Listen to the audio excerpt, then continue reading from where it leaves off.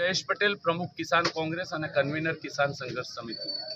આજે ભરૂચ જિલ્લાના આમોદ તાલુકાના આછોદ ગામે અમદાવાદ સાઉથ ઓલપાડ ટાવર લાઇનને લઈને અસરગ્રસ્ત ખેડૂતોની મિટિંગ હતી।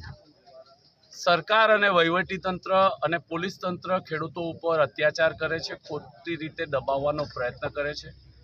અમે લોકો આવ્યા અને કાયદાથી ખેડૂતોને વાકેફ કર્યા અને હક અધિકારથી વાકેફ કર્યા। જે કિસાન સંઘર્ષ સમિતિ અને કિસાન કોંગ્રેસની વાત છે કે 50,000 રૂપિયા માસિક ભાડું અથવા બજાર કિંમતના 4 ગણા અથવા ટાવર દીઠ 2 કરોડ રૂપિયાની વળતરની વાત કરી અને ખેડૂતોએ એકી અવાજે આવનારા દિવસોમાં જેટલા પણ આંદોલન થાય છે એમાં સંમિલિત થવાની અને આ જે વળતર છે એ વળતર ન મળે ત્યાં સુધી થાંભલો નહીં ઊભો કરવા દેવાની વાત એમણે સ્વીકારી અને એ માટે આંદોલન કરવાની તૈયારી દેખાડી।